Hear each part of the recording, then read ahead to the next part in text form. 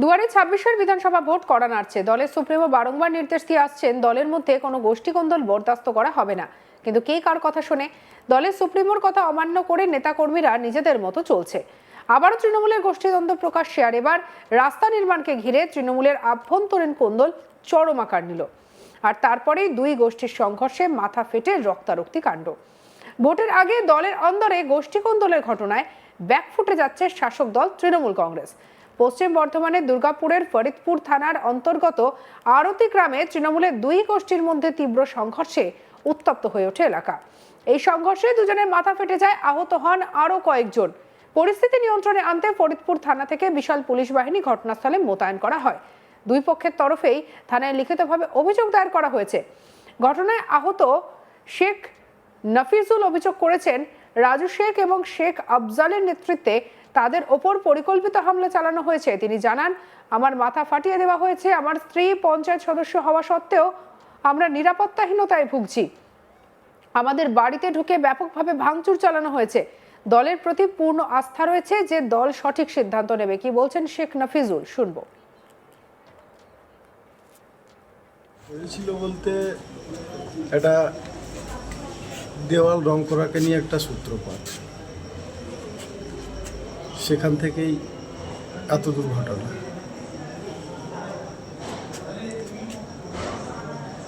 কারা মারধর করেছে আপনাকে?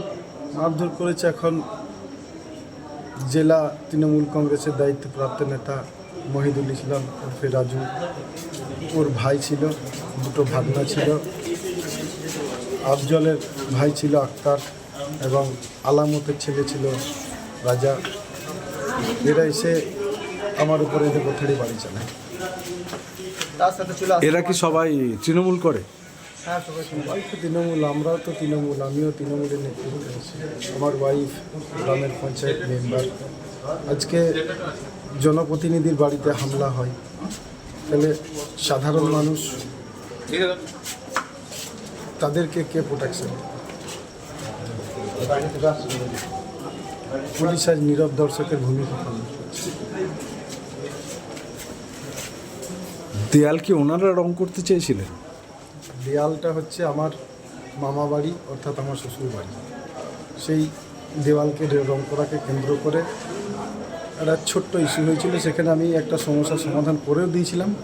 পরবর্তীকালে রাজু এসে সেটাকে একটা অন্য পর্যায়ে নিয়ে যায়। দেয়াল লিখনের জন্য রং কি? না না না না, এটা বাড়ির দেওয়াল রং করা। আচ্ছা, বাংলার বাড়ি। আপনার নাম? আমার নাম শেখ নফিজুল হক। কি চাইছেন এখন? কী চাইব? দল সঠিক সিদ্ধান্ত নেবে। আমাদের দলের প্রতি পূর্ণ আস্থা আছে। দল যাদেরকে নমিনেট করে জনপ্রতিনিধিত্ব করেছে তাদের বাড়িতে যদি ভাঙচুর হয়, হামলা হয়, তার জন্য দলের সর্বোচ্চ আমাদের যিনি রয়েছেন আমার বিধায়ক তথা আমাদের জেলা সভাপতি নরেন্দ্রের উপরে পূর্ণ আস্থা আছে। আমি চাইব নিরপেক্ষ তদন্ত করে দোষীদের প্রকৃতভাবে শাস্তি দেওয়ার আমি আবেদন জানাবো আমার জেলা প্রেসিডেন্ট নরেন্দ্রকে। এটুকুই আমার অনুরোধ থাকবে। শেখ নফিজুলের আত্মীয় শেখ রাজা কি বলছেন, শুনবো। আমার নিজস্ব বাড়ি করেছে, বুঝতে পারলেন। এবার পাশের বাড়ির একটা বাড়ি আছে, পাঁচিরটা রং করেনি, ঝামেলা। বাকি সুস্থভাবে বলছিল পাঁচিরটা রং করতে দেওয়া 10 মিনিটের কাজ। তো ওনা ব্যক্তি বলছে না, আমরা রং করতে দেবো না, আমার এক দাঁড়িয়ে বলছে জায়গাটা মাফ করো, যদি আমার জায়গা থাকে তাহলে রং করবো, না রং করবো না। এই নিয়ে 2-4 কথা বলা বলি। তো ওই যে রাস্তাটা পারাপার করে সেই রাস্তাটা আমরা ফুটিয়ে দিচ্ছিলাম, তুমি তাহলে কী করে ফেলে কিন্তু জামাই বউ গিয়েছিল বুঝিয়ে, তো জায়গায় যদি জায়গা তোমাদের থাকে তাহলে তো রং করবে, যদি না থাকে রং করার দরকার নেই।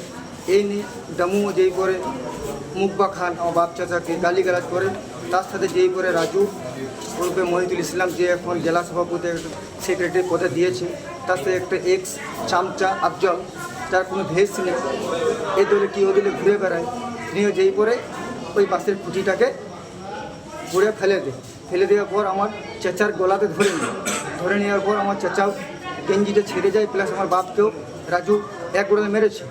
ওরফে রাজু দল বলে এসে পরে আমার ঘরে হামলা চালায়, আমার 3টে গাড়ি ভাঙচুর করে দিয়েছে। গাড়িগুলো লেবার আর জায়গা নেই, প্লাস আমার ঘরে পয়সা ছিল 3,80,000 কোম্পানি আজ পেমেন্ট করেছিল, ক্যাশ টাকা আমি ঘরে রেখেছিলাম আলমারিতে, সে টাকাটাও ঘরে ফোন করে জিজ্ঞেস করেছে, সে টাকাটা নাই। প্লাস আমার কাছে সোনা ছিল 7.5 ভরি, সেই সোনাটাকেও কিছু দুষ্কৃতী, সে একটা হচ্ছে আফজলের ভাই আক্তার, নয়ন রাজুর ভাই, রাজুর 2-4টা বোনই ভাগ্নি, ওরা দল বলে এসি করে পুরো সামনে জমা করে। কতজন এসেছিল?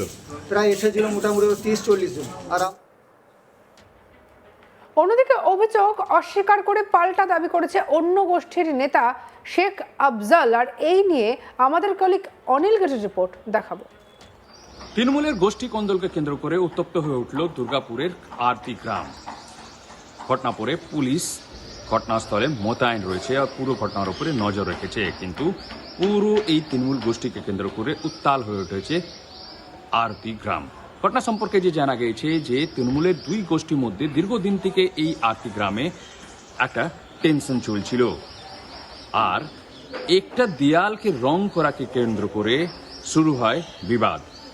আর যখন এটা নিয়েই যে অভিযোগ রয়েছে যে এই দেয়ালকে রং করাকে কেন্দ্র করে দুপক্ষের মধ্যে প্রথম কথা কাটাকাটি হয় আর তারপর বচসা শুরু হয়ে যায়, আর দেখতে দেখতে দুই পক্ষের মধ্যে হাতাহাতি আর তারপর সংঘর্ষ হয়ে এই ঘটনায় 2 জন গুরুতর আহত হয়েছেন, তাদের মধ্যে একজনের মাথা ফেটে গিয়েছে।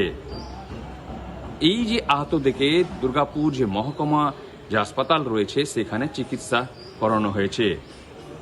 কিন্তু প্রশ্ন উঠছে যে 2026 নির্বাচনের মধ্যে মাত্র কিছু মাস থেকে গেছে আর তৃণমূলের এই গোষ্ঠী কোন্দল শেষ হওয়ার নাম নিচ্ছে না। এর আগেও এই আরতি গ্রামে তৃণমূলের গোষ্ঠী কোন্দল খবর এসেছিল, আর এই যে দুপক্ষ থেকেই যে ফরিদপুর থানা রয়েছে সেখানে লিখিত অভিযোগ করা হয়েছে, পুলিশ পুরো ঘটনা তদন্ত শুরু করেছে। কিন্তু এক পক্ষ যারা আহত হয়েছে তারা দাবি করছে তৃণমূল শীর্ষ নেতৃত্ব পিছে কি অন্য গোষ্ঠীর যে তাদের উপরে হামলা চালিয়েছে তাদের উপরে কঠোর শাস্তি নেওয়া হোক, কেন কি এরকম প্রথম ঘটনা নেই যে তাদের উপরে হামলা চালানো হয়েছে। তারা বলছে যে যারা আহত হয়েছে তাদের পরিবারের মধ্যে মহিলা পঞ্চায়েত সদস্য রয়েছেন, কিন্তু তার সত্ত্বেও তাদের উপরে হামলা চালানো হলো।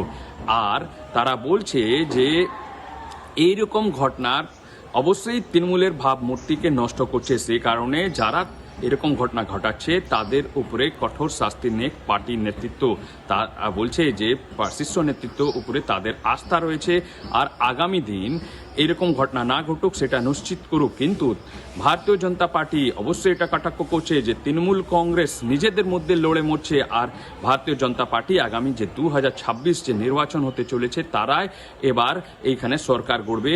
আর এইরকম ঘটনা প্রকাশ্যে যে আসছে তৃণমূলের গোষ্ঠী কন্দল, এটা অবশ্যই তৃণমূল জন্য একটা চিন্তার বিষয় রয়েছে। সঙ্গে রাখুন আজ তাক বাংলার ইউটিউব চ্যানেলকে লাইক, কমেন্ট, শেয়ার, সাবস্ক্রাইব করতে ভুলবেন না।